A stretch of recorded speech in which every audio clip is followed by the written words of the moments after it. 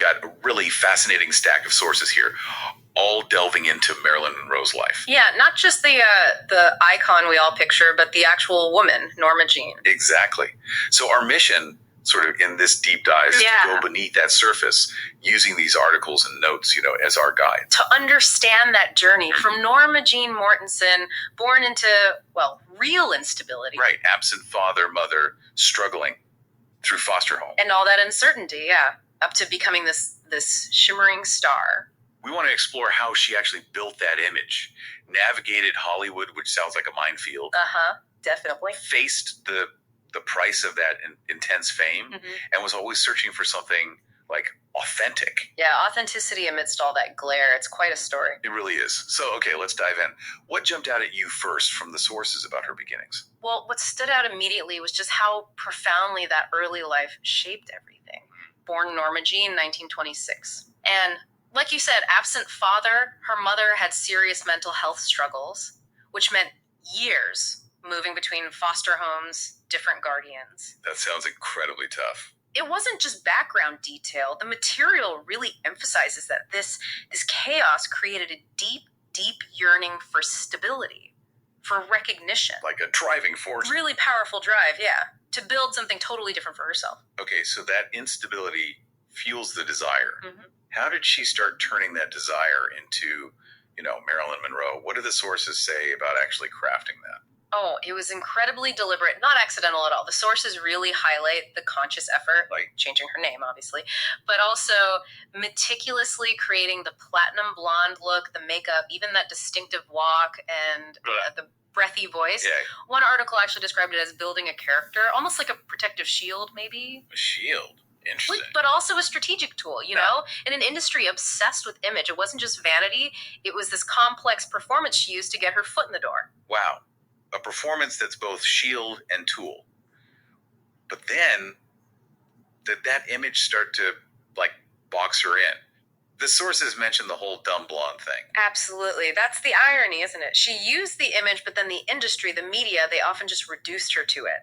And that dumb blonde stereotype, the material shows she actively fought against it. She was intelligent, apparently very sensitive, and wanted depth. She didn't want to just be decorative. No, not at all. She wanted to be taken seriously as an actress and just as a person, which you can imagine wasn't easy given the persona she'd built and the kinds of roles Hollywood kept offering. Yeah, you can sort of see that struggle in her career path, working up from small parts. But where did things really take off? When did she become that massive star? Oh, without question, films like Gentlemen Prefer Blondes, that was pivotal. Lorelei Lee. Exactly. Playing Lorelei let her show off this undeniable comedic timing she had and just pure screen presence. Yeah, she really pops in that. But it wasn't just playing the stereotype. The sources suggest there was this intelligence, this ambition sort of shining through, like she was in on the joke, Okay, so using it, but hinting it more. Right. It absolutely cemented her as a major star, no question. But the sources also say that level of fame, it came with significant costs, didn't it? Oh, hugely. The constant scrutiny, zero privacy, feeling objectified. The material makes it really clear that the public adoration often felt incredibly isolating. So lonely at the top, literally. Very much so. This huge gap between the worshipped icon and the private woman, it fed into this profound loneliness, and you see it in her relationships too. Like with DiMaggio and Arthur Miller. Yeah, the sources point to the pressure of fame plus her own deep-seated insecurities.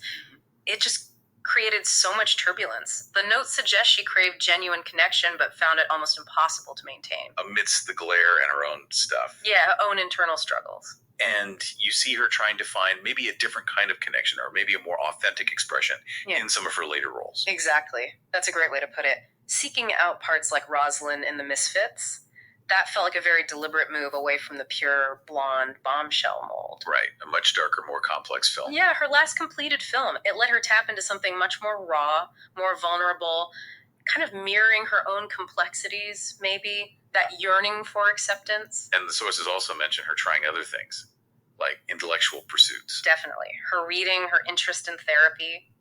It shows this constant effort to understand herself better, to somehow reconcile the public Marilyn with Norma Jeane. Always searching for that authenticity, underneath all the layers. So pulling this all together, what does it all mean? We've traced this incredible journey.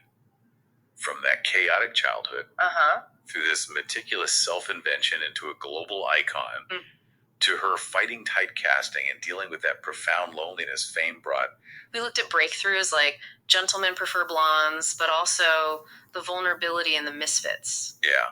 Her story, as these sources lay it out, it's just this powerful look at the price of fame, isn't it?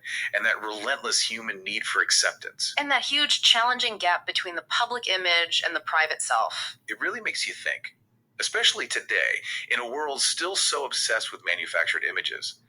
How do we actually learn to see and really value the complex person underneath it all? That's the big question, isn't it? What stands out most to you when you look back at her whole remarkable and ultimately, tragic journey?